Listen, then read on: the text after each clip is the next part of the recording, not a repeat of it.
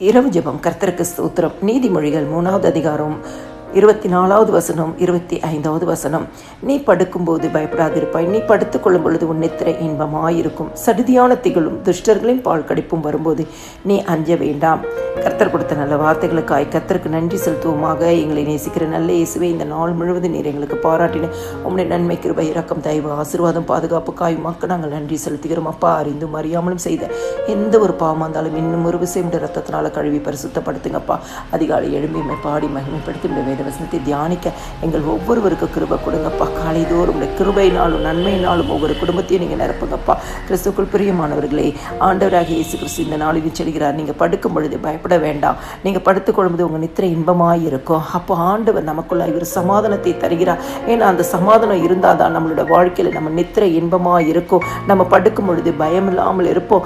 ஆண்டோடைய சமாதானம் இருந்தால் மாத்திரம்தான் கர்த்தர் இப்படிப்பட்ட ஒரு நித்திரையை நமக்கு கொடுப்பார். சடுதியான திகழும் துஷ்டங்களையும் பால் கடிப்பு வரும்போது நீ பயப்பட வேண்டாம், நீ அஞ்ச வேண்டாம்னு சொல்றாரு. ஆண்டவர் சொல்கிறார், நீங்கள் எதற்குமே பயப்பட வேண்டாம். ஏன்னா ஆண்டவருடைய சமாதானம் இருக்கும் பொழுது ஒரு இளைப்பாறுதலின் தூக்கத்தை தருகிறார். ஆண்டவர் நம்ம கூடவே இருக்கிறார் என்ற நம்பிக்கை இருக்கும் பொழுது சடுதியான திகழும் துஷ்டங்களின் பால் கடிப்பு நம்மளை ஒன்றும் செய்யாது. எதற்குமே நீங்கள் பயப்பட வேண்டாம் என்று சொல்லி கர்த்தர் வாக்கு பண்ணுகிறார்.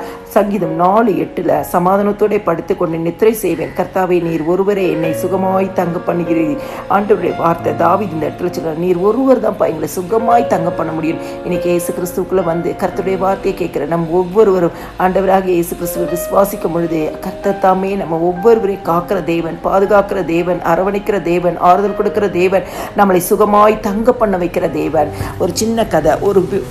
ஒரு ஊர்ல வந்து பயங்கரமான மழையும் இடியுமா பெய்து கொண்டிருந்ததாம். அப்போ அதுல வந்து ஒரு குடும்பம் இருந்தது. ஒரு தகப்பனும் ஒரு தாயும் ஒரு சிறு குழந்தையும். அந்த குழந்தை நல்லா எந்த நித்திரையில இருந்ததாம். அப்போ அந்த தாய் அடுத்த நாள் காலையில கேட்டாங்களாம், நேற்று இவ்வளோ இடி மழை எல்லாம் வந்ததே, நீ பயப்படாம இவ்வளோ அழகா இளைப்பாறுதலின் தூக்கத்தை தூங்கி கொண்டிருந்தாய் என்று சொல்லும் பொழுது அந்த குழந்தை சொன்னதான், என் அருகில் என் தகப்பன் இருந்தது நிமித்தமா எனக்கு அந்த பயம் எனக்கு இல்லை, இந்த சத்தம் என்னை பாதிக்கவில்லை, நான் சமாதானத்தோடு இருந்தேன். ஏன்னா என் அப்பா என்னை தாங்குகிறார் என்று நான் அறிந்திருந்தேன் என்று சொன்னால் ஒரு சின்ன கதை தான் கிறிஸ்துக்குள் பிரியமானவர்களே.